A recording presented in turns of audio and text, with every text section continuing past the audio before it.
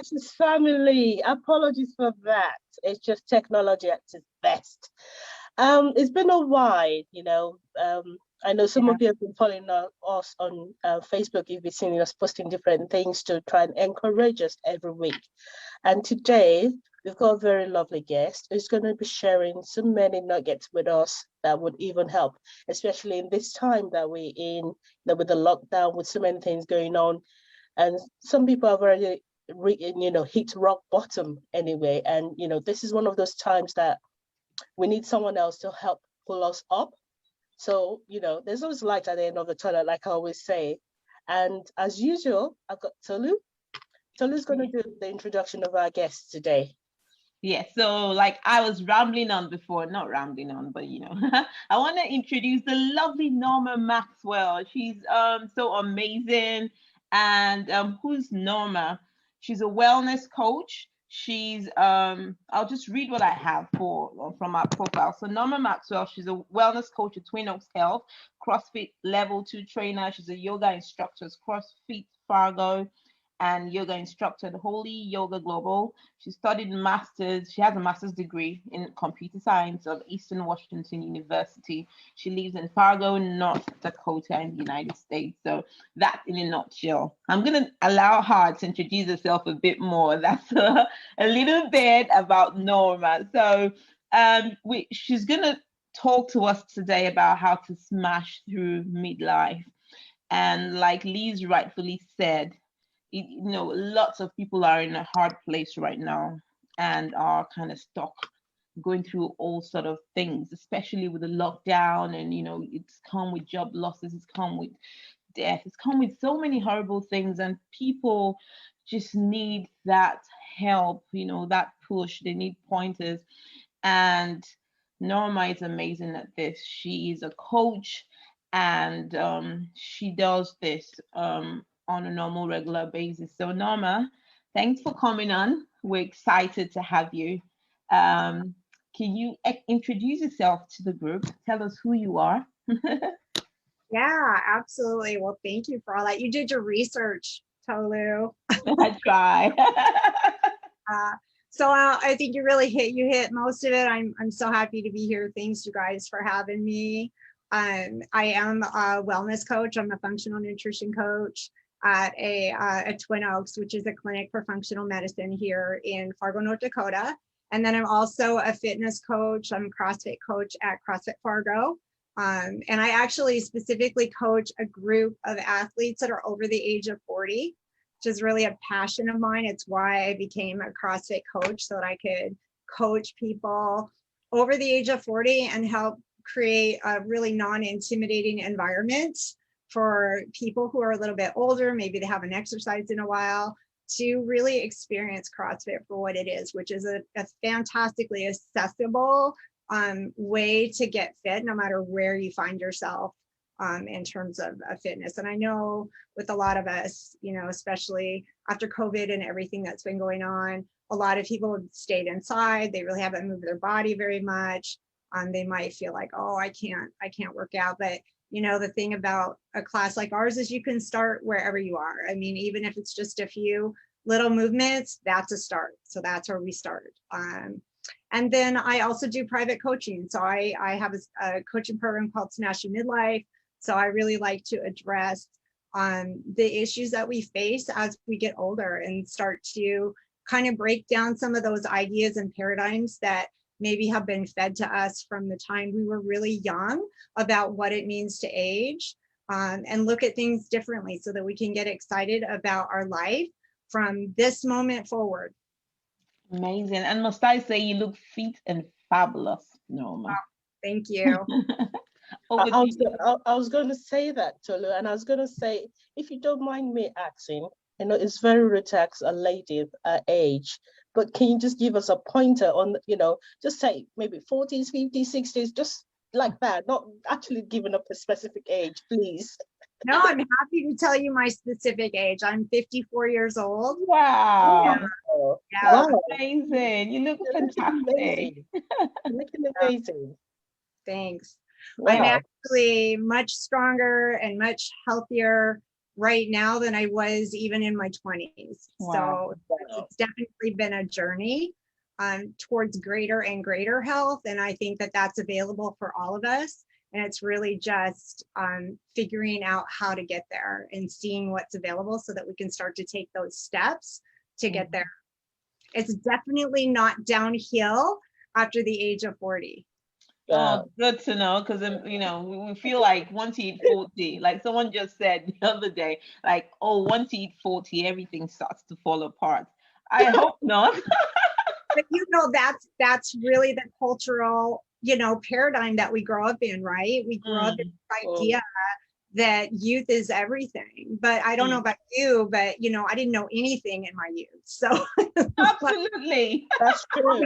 Stuff is coming now, you know. So I think it's just it's really just shifting those ideas around. It's like, you know, what's true, what's actually true here about what it means to get older. Because if I accept all of these frameworks that have been fed to me, right, from the media, you know, from magazines, from, you know, social media, even from our well-meaning family members, right, who have decided that after the age of 40, it's all downhill, then that's going to be my reality, right? Because words are just so powerful, right? They're how we make sense of, you know, the world around us, and they're how we make sense of ourselves and who we are.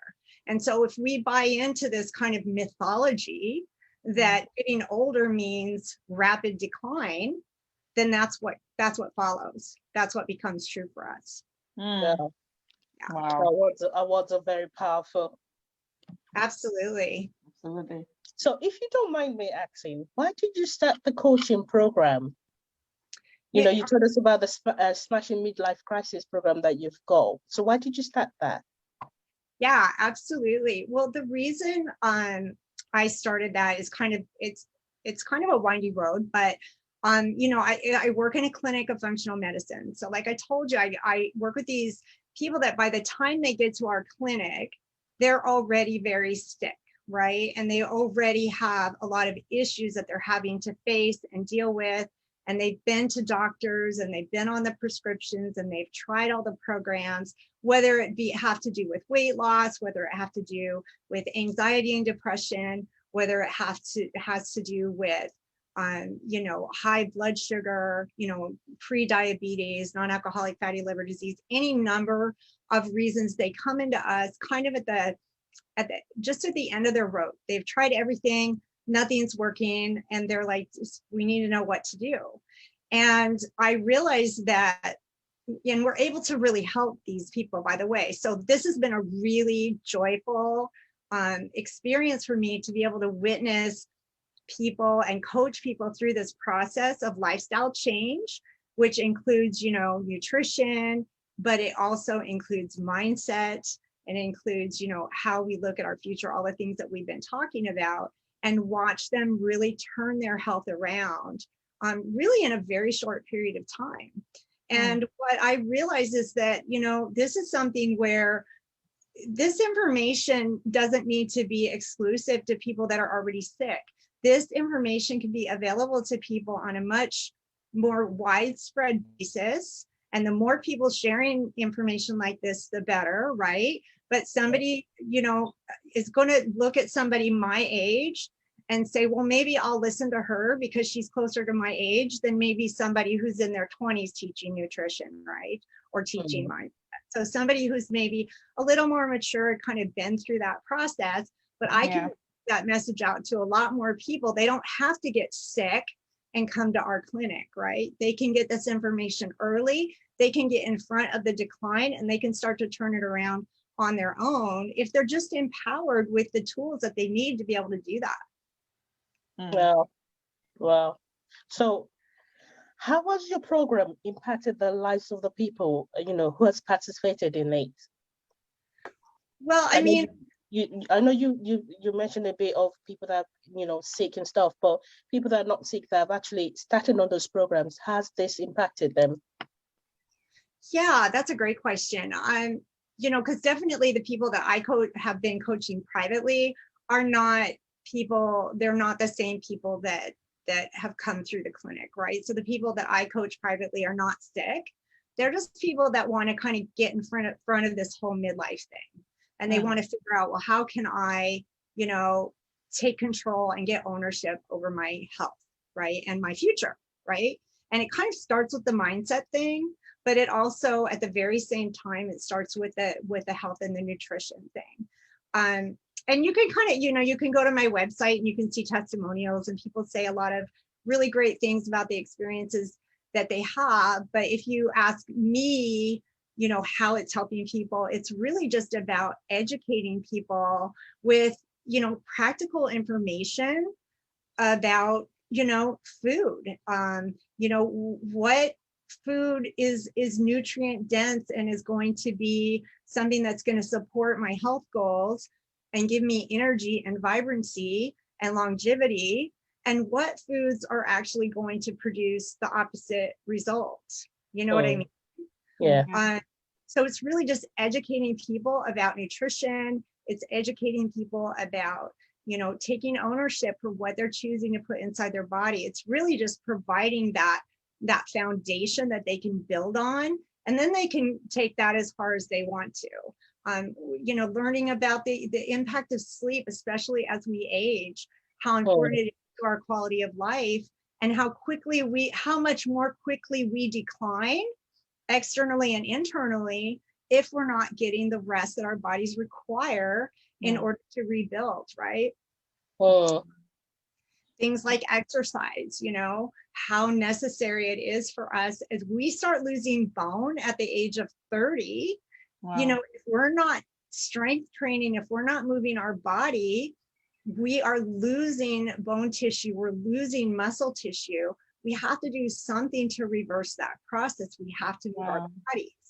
And it doesn't mean we have to become bodybuilders, but we certainly have to know, how can I incorporate this into my life in a way that works for me now, and then build upon that so that I am still standing up straight when I'm in my 60s and 70s, and I'm not leaned over a walker because my skeletal structure can't support my body anymore, you know?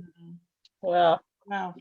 And so in mindset issues and strategies for dealing with stress and emotion. And then really, I think one of the most important things that we talk about is how can I take all of this information and start to layer this into my life in a sustainable way, right? Because it's a lot, you know, it's a lot. And it's very counterculture, you know, because, you know, the culture is like beer and pizza on Friday night and stay up because you might miss something, and binge Netflix and let's go to all the potlucks. I mean, you know what I mean? So if you make the decision to take control of your health and to really get in front of all of that cultural sort of nonsense, right? And you really recognize your health as your number one stewardship, right? Like, this is my body that I've been given to show up inside of. And if I don't take care of it, nobody else is going to do that, right? And so I get sick and I start to decline, I can't show up strong in my life for those that I love, right? I can't make a positive impact when I'm exhausted or anxious or depressed, right?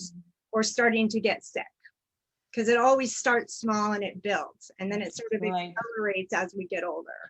So it's really like, let's get in front of these things. Let's look at them for what they really are, right? Let's get the information we need to make better choices. And then now together, hand in hand, let's figure out how can we layer these things in our lifestyle when we have never lived this way before. Right? Yeah. We have to deal with that subconscious, right? That's like, hey, I'm here for the party. Give me the cupcake, because that's what I want, right? So how do I get in front of that? Yeah. So that's another conversation too. It's very comprehensive, but it has to be, right? In order to be sustainable, it has to be. True. So I've gone through so many levels that my mind is just boom, boom, boom, blown up. I mean, it sounds like you have to change the conversations you have with yourself regards to food and your health. You have to get in front of all those things, like you said, so we can show up and, you know, live our best life. right? But it doesn't have to happen all at once. It really That's doesn't. true. It's just that every little step that we take, it makes a major difference to our, the way we live and our way of life. And also, if you look at, as you're talking about our body, if you look at our body as a temple, then we will actually take more care of the temple. Like you said, if our body is weak, how can we shine? How can we go out there and be who we're meant to be? So Right. I'm actually taking a lot of notes from this. But when you were talking, Norma, you were saying something about midlife crisis. What exactly is midlife crisis? Because to be honest, I've heard people say midlife crisis, and when they give me their own interpretation of it, I'm thinking, I don't think that's midlife crisis. Exactly. But What what is the nervous exactly? breakdown? Yeah. I don't know. What Different exactly is midlife definition. crisis? Yeah, that's an amazing question. Such a great question. And midlife crisis is it's something that has really, really caught on as far as our culture is concerned, right? It's like we hear it all the time. I don't even think anybody questions it. And we even celebrate this notion of midlife crisis. I have a girlfriend who shared a story about her mother on her 40th birthday. Her friends threw a birthday party for her, and she was just a little girl at the time. And the theme of the birthday party was a funeral, and it was a funeral for her youth. Wow. And she was Oh, so this idea of midlife, right, and it all being downhill after has really caught on. But the term midlife itself, all it means is, if you look at the word, if you look at the etymology of the word, it just really means middle, right? yeah. So just middle. But the phrase midlife crisis originated with like a psychoanalyst guy from France in like 1965, so a year before I was born. Wow.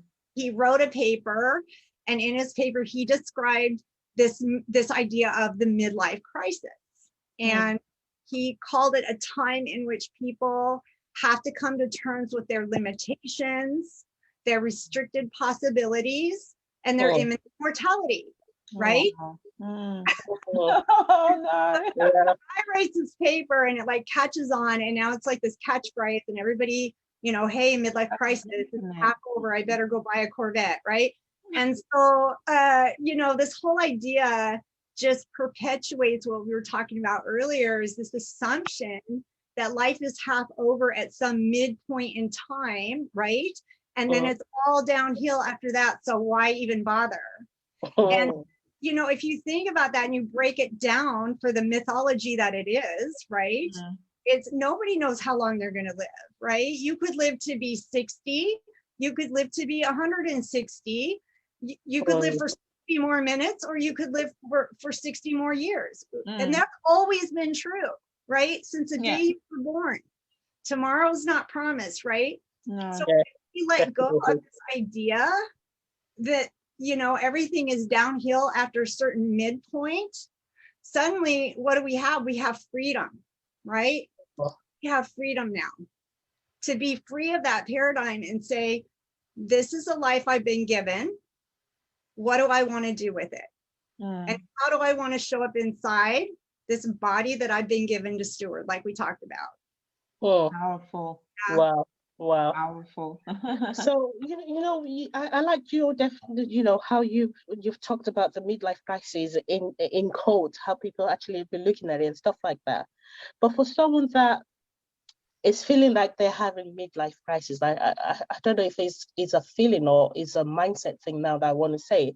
But what are the kind of signs we should look out for if we feel that someone is actually feeling like they're going downhill after a certain age, rather than looking up and about and above, but now going downhill?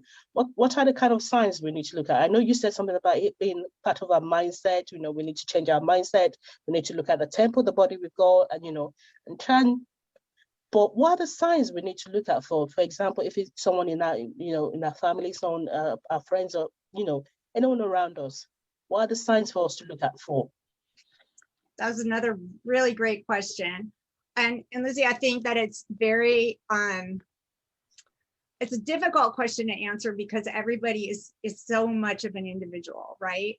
So whether you're in your 20s or whether you're in your 40s or your 60s or your 80s, you might be feeling down and depressed or anxious, or like it's too late for you, or you might be feeling you're not worthy, or you might be feeling any number of things, right? That could be, you could attribute them to a midlife crisis if you wanted to put a label on it, right? But really what you're dealing with is you're dealing with inner work that person needs to do in order to come to terms with what's going on inside of their subconscious mind, right? So that they can start to get, I always call the subconscious mind the inner toddler, right? The inner toddler that's driving all of these emotions and behaviors. And if we're speaking about nutrition, a lot of times that shows up in emotional eating or in drinking or in other kinds of addictive behaviors, because we're trying to escape all of the trauma that we've experienced in our life that's now stored in the subconscious and gets acted out in these ways, right? Because toddler doesn't care about consequences, right? Toddler doesn't care about your dreams and your goals and your aspirations and how you want to show up inside of life. Toddler's in it for right now, the party, right? And that's all toddler cares about. And so we have to start to learn how to show up for ourselves as the adult, right? And we have to learn how to adult or to parent that inner toddler and say, you know what, if I have that cupcake, it's not going to serve my health goals because it's going to disrupt the balance of health inside my gut, right? And that's going to disrupt my ability to bring my body into a healthful balance, right? And so our gut, it kind of gets complicated, but our gut health is very connected to our emotional health, right? And so our gut health is off, then our emotional health is off. And it's very difficult you can't really separate the two. And so that's that where the term your gut feeling comes from, when you didn't say how does gut feeling. Absolutely.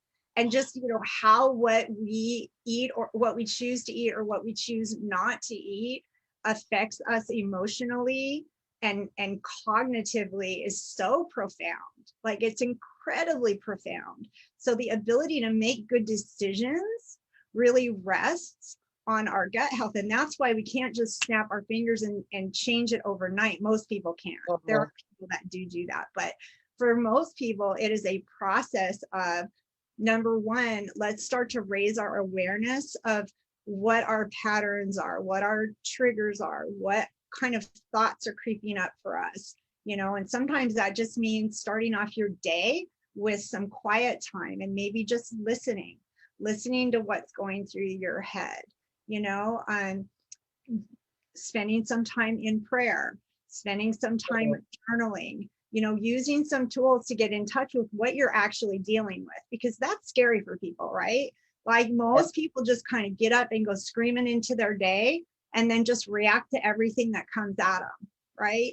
So basically life is just kind of happening to them and they're just laying underneath a pile of life circumstances.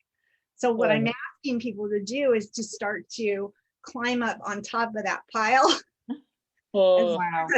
That is to look over the edge and see what's available to them, because there's so much more available, right? We have been given so many gifts, and we just have to be able to recognize what's available and take one step after another to start to heal. And it's kind of a simultaneous thing. You raise your awareness, you start putting things in your body that nourish you, stop putting things in that destroy your health.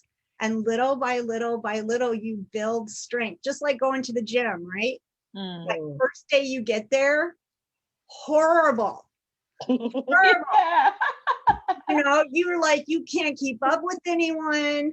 And you lift 3 pounds and it's like, holy cow, and they ask you to run and you think they're trying to kill you. Like, how am I going to get through this? I know, because I've been there, you just like, you walk in and think you're going to die, but you just gotta but you're not going to die, right? Absolutely. So you just Oh. gotta keep going back. You got to get up and you got to go again. And your muscles are sore because why? That's how they adapt. They get sore and then they come back stronger, right? And so you have to persevere through the difficult to get to the beautiful, Oh, wow. right? I love that. Wow. Wow. But step-by-step process. You look back after 3 months and you see progress. You look back after 1 day and you want to quit. So Yeah. to make sure that you understand it is a journey. You keep going. You just need to keep going. So And the like you pain said, is sorry, the pain is telling you that you're doing something right. The pain you're getting. It depends on the kind of pain, but if you have a good coach, you're not going to have any kind of acute pain. Okay. But you are going to stress the body just enough to make it adapt and get stronger. And then that process is going to continue, and you're going to continue to build on that. And then as you're doing that, you begin to layer in healthy nutrition habits, right? You know, you start drinking water instead of diet soda. You stop eating, you know, sugar all day long. You start to treat food like fuel and nourishment for this body you've been given instead of a pacifier to make up for what you think you haven't gotten, right? Because that's what we do with food, right? We use it as a way to feel better. That's not what food's for. Right? Definitely. Doesn't mean we can't enjoy it, right? But it's a tool for us to use that we've been given to nourish our body with, so we can be strong and healthy.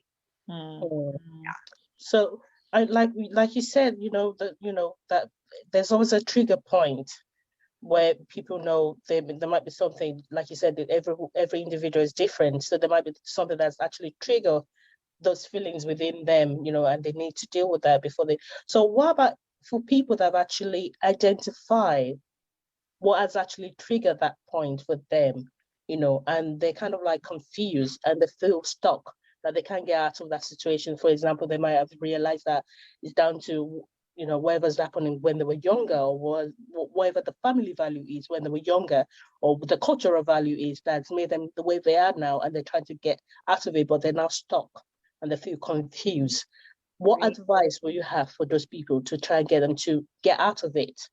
Or like people that do comfort eating, right? Like when they're sad and the next thing is get food to make them feel better, that sort of thing. Or the people that are emotionally shop when they're sad, they just go shopping. It's all, and that's a great question. And there's a lot of different things available, and it really depends on the level of whether or not a person can respond to something like coaching, which kind of like the difference between coaching and therapy, because therapy is extremely valuable. And I'm a big fan of cognitive behavioral therapy. And I would definitely, if I had a client that came to me and they wanted to work with me, but I could see that their issues ran far deeper than anything that we could address through coaching, right? I would refer them to a cognitive behavioral therapist or other therapists that can help them work through maybe some trauma, some childhood trauma, things that they're having to deal with. And sometimes a combination of coaching and therapy is really good for people as well, because coaching is really about, okay, let's assess where you are right now. Okay. And then where is it you want to go? Okay. So you're here, you want to go here. All right. Here's the steps we're going to have to take now to get you where it is that you want to go. And I'm going to be your guide through that process. I'm going to hold your vision in front of you, right? So that when you start to lose heart and you don't want to move forward, I'm going to hold your vision up and say, remember what you said? You wanted to do, right? So come on, get up, let's go, because we need to go here. And then that's going to help you to get to the next place that you want to go, right? That's not necessarily going to address those things that are underlying that might be really holding some people back. Some people might be really, really stuck. They are not able to establish a baseline that would make them a good candidate for coaching. And those are the people that I would say either need to have medical intervention, or they need to have some therapy to help them work through those issues, get to that baseline where they feel strong enough then to have a coach. Because the coach is not your coach is your friend in one way, but in another way, your coach is really going to be someone that's going to irritate you and agitate you a little bit, right? To get you to keep moving in that progressive direction, in the direction of your goals. You can't move the needle in the direction of your goals if you're not willing to do the work, right? And the coach is going to help you see what's the next step. Absolutely. And there's something that you said, because I had another session today with another group, entirely different. It's a business group that I'm a part of.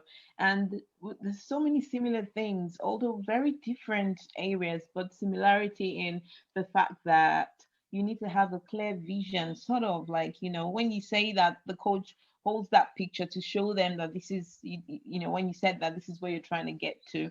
And it related to something in the scripture that we shared there, which was like the song in the scripture that said, write down the vision, make it plain so you can run with it. So the picture has to be clear enough, and there has to be a clear picture written down or visualized, and there has to be plain enough for you to understand so that you can actually run with it, and breaking it down to those steps that you talked about so you can actually start running with it. I just remembered that. Yeah, absolutely.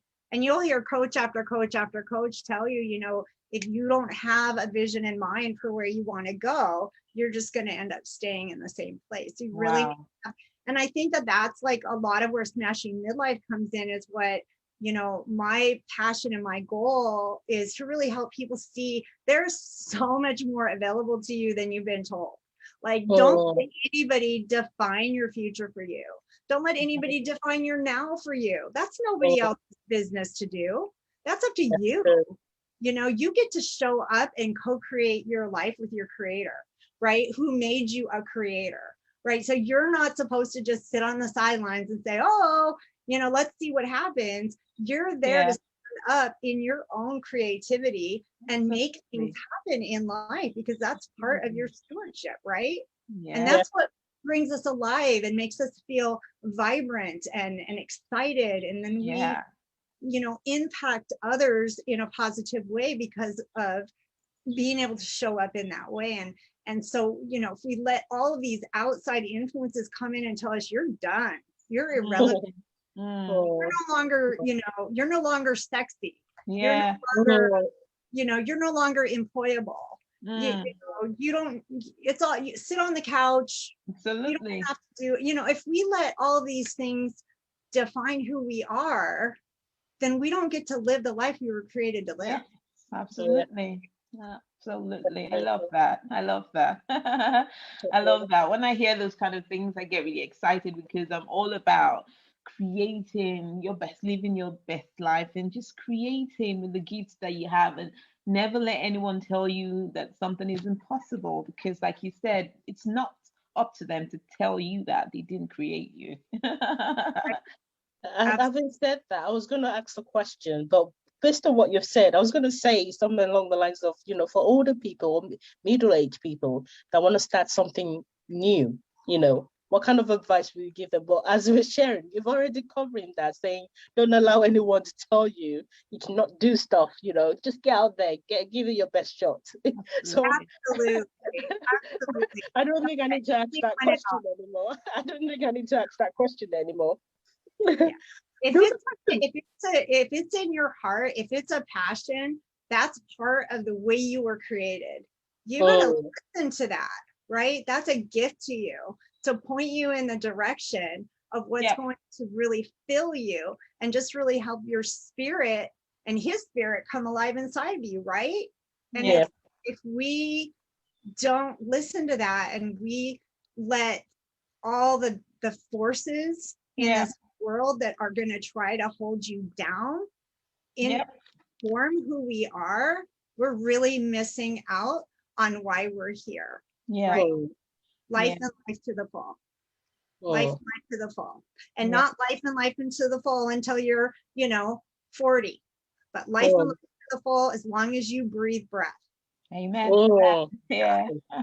Absolutely. I was going to ask you a question. When you're saying that, the people you work with, that if they've got deeper issues, that you sometimes refer them to therapists.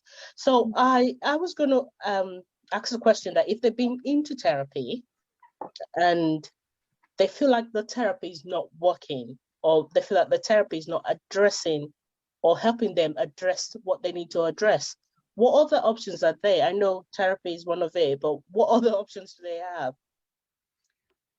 Oh my gosh. Well, I mean, it's very dependent on the individual set of circumstances, and are they in crisis, or are they not in crisis, but they just feel like, oh, I've tried the therapy, it's not really helpful. It could just be that therapist wasn't a good fit for them, right?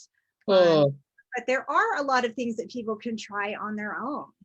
People can begin to learn about journaling. Journaling is an incredibly powerful tool for getting in touch with that toddler that I was telling you about, right? You got to get to know that toddler, right? That kid is not your enemy. That kid is your kid, right?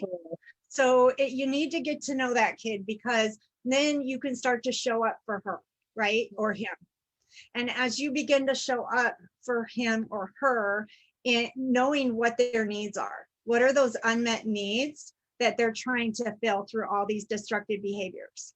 When you start to be able to get in front of that through a process like journaling, you're able to show up as the adult, and if maybe the child just needs to feel loved and needs to feel safe, you can provide that, right? You can provide that for that kid, but you have to decide to show up and parent that kid, right? And so sometimes with journaling, it's really just deciding that I'm going to take this time to inform this kid of what is actually true, instead of letting this kid tell me what's true, right? It's going to be the other way around. I'm the parent, not the toddler, right? So it could be a situation where journaling could be tremendously effective in helping someone move through that. And also writing statements about what's actually true.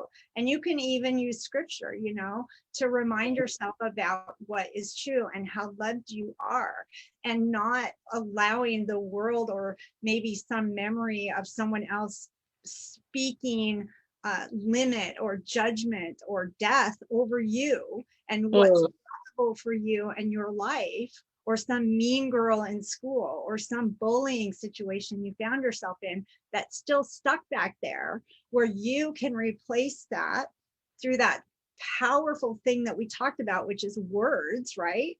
By writing down what is actual, right? This is what's true. So that tactile, writing, you're thinking it, you're writing it, you're seeing it. This gets through to the toddler over time. But you have to be consistent with it, right?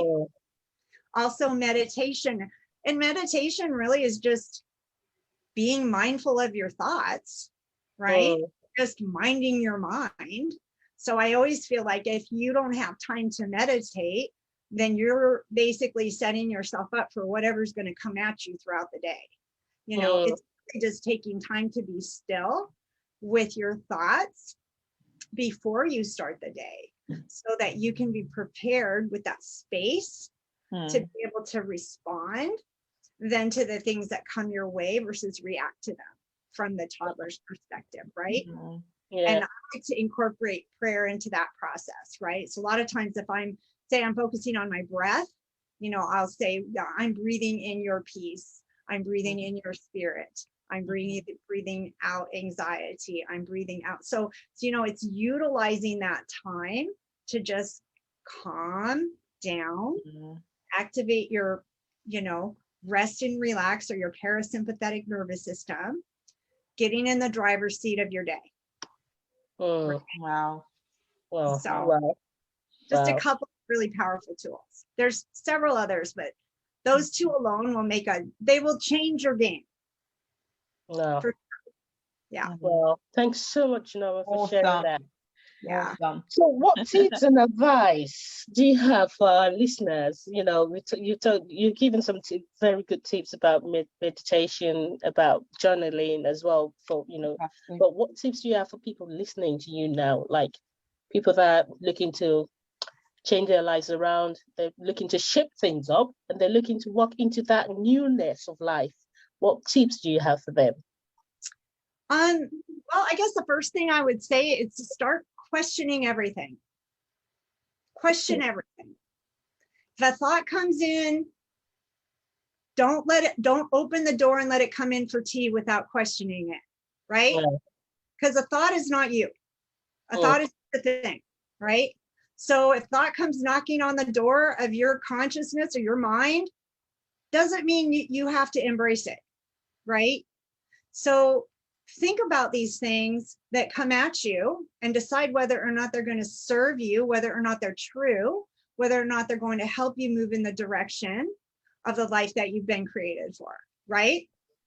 So that's what I mean by question everything. Don't accept the media's ideas of what it means to be who you are. Don't accept your in-laws' ideas of what it means to, or even your spouse, or even your girlfriends. You know, everybody's got an agenda. They don't know they have an agenda because they're all just operating from whatever level or perspective they have, right? So whatever level of awareness they have, they're just operating from there. It's got nothing to do with you, okay? You get to decide. You get to decide how you're going to show up and what you're going to accept as true in your life. And you get to toss out the trash. And I'm telling you, that one thing alone will change your life. Okay. Then number two, start to educate yourself about how to take care of your body. You know, how much sugar is too much sugar? Is processed food my friend or my foe? What is artificial sweetener really doing to my body, to my brain, right? Is it tricking my brain into craving more sweets throughout the day, right?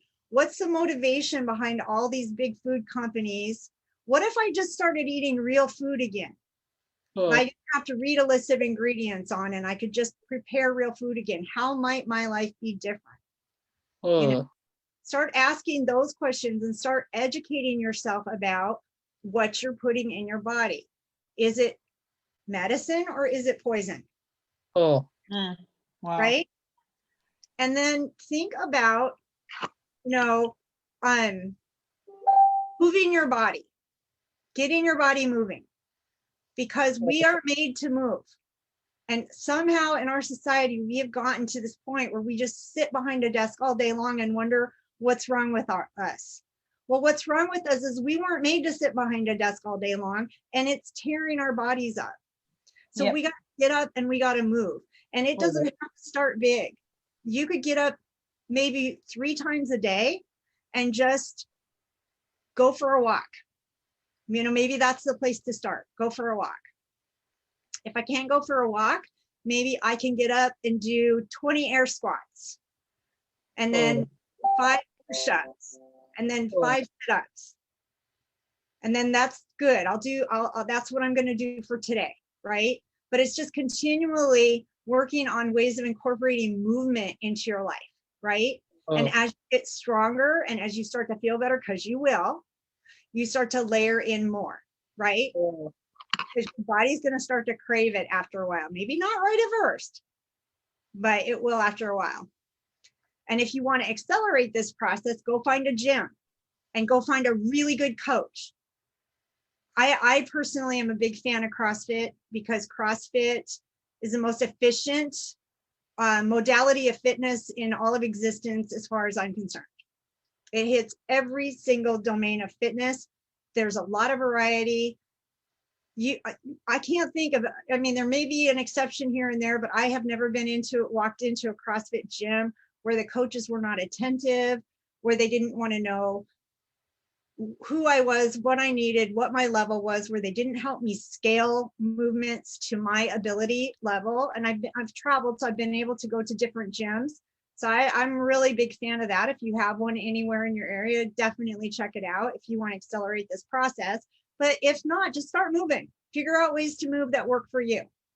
Because CrossFit's not for everyone, but I like it. Wow. I will check that out. What's your website, Norma? So the listeners can, check out your website, and so they want to know more about you. Yeah, absolutely. It's simple. It's normamaxwell.com. Cool. Okay. Maxwell.com. Okay.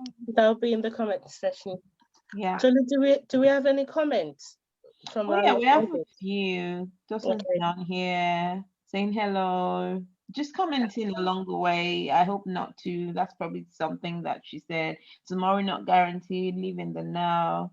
Question everything. Don't accept it. Affirm yourself. You're what you eat. Yeah. Just agree with Norma and being a part of the conversation. No question. Wow. Yeah. Thanks to our live audience. Thank you so much, Norma. I've been blessed with this. You know, Tolu can testify to this. I've started questioning everything I put into myself, even up to the body cream I put on my body, even up to the cream I put on my head. I've started questioning everything because, you know, it's not just the food we eat, even our skin absorb all this stuff as well. So I've started questioning everything, which now hearing that from you has made me feel like, actually, that's really good then. Yeah. I'm going to do more of those. I'm going to do more of those, and I'm going to make sure that I do a lot of movement as well. Like you said, this year especially, I've been really, really lazy. I can count the number of times I've actually gone for walks like I used to. And now I'm always sitting behind my desk for long hours staring at the computer. But now I'm actually making a conscious effort to actually get up and get move on.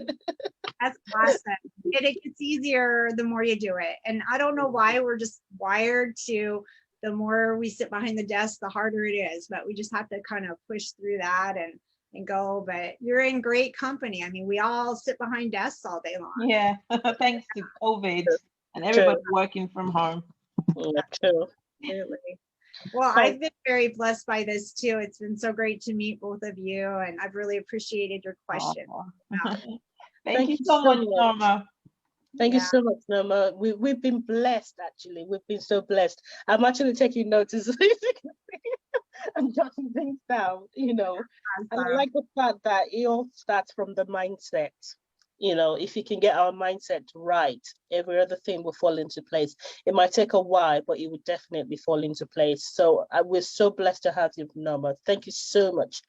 Thank you for to our live audience listening as well. And Tolu, as usual, can you say thank you to our guests and thank you everyone. Just like Liz said, it's always awesome. And I know that lots of people will watch this on replay, so you feel free to drop your comments, and feel free to check out normamaxwell.com. I'm sure that you get lots of good information. She's given us so much today. I'm like, wow, there's so many levels to this. Awesome. Thanks, Norman. If I ever get to come to Fargo, I'll give you a message, send you a message. I'll be like, Norma, I'm in town. Have a cup of coffee. In Fargo for sure. Yeah. You can show you around. Oh, awesome. Awesome. So I have a friend in Fargo. Same. I want to make it across the pond. I haven't been to Europe in forever. I've never been to the UK. I've always wanted to. And then I watched, I don't know, have you guys ever heard of that Netflix show called Somebody Feeds Phil? Speaking of Netflix. Oh no. Okay. Okay, it's awesome. It's just this guy who goes around and he travels to different places in the world, and he just likes to eat, but he's just so entertaining. He's such an entertaining character. Literally the way he reacts to different people that he meets, cultures that he interacts with, and then food that he tries. His facial expressions alone are like totally worth watching the show. But he did one in the UK too, and I was just like, oh my gosh, I want to go. Anyway. Yeah, we'd love to have you. Let us know. We'd love to have you anytime. We'd love to have you. I'm gonna make it happen. It's on my bucket list, and my bucket list is really long because I'm gonna be here for a long time. God willing. Good stuff. It's been awesome, Norma. Thank you so much. Big God bless you. I hope we can invite you again in future, and then you can come and bless us with more, with more stuff in the future as well. Yeah. Anytime, ladies. Anytime. Thank you everyone for watching. It's been awesome. So many tips. I'm gonna have my teenagers watch this as well, so they know to start affirming themselves. They know not to accept everything out there, and to know that nobody gets to limit them. They can be absolutely anything they want to be. Thank you, Norma. Yes, you're welcome. Bye, everyone. God bless. Bye. Thank you. Bye.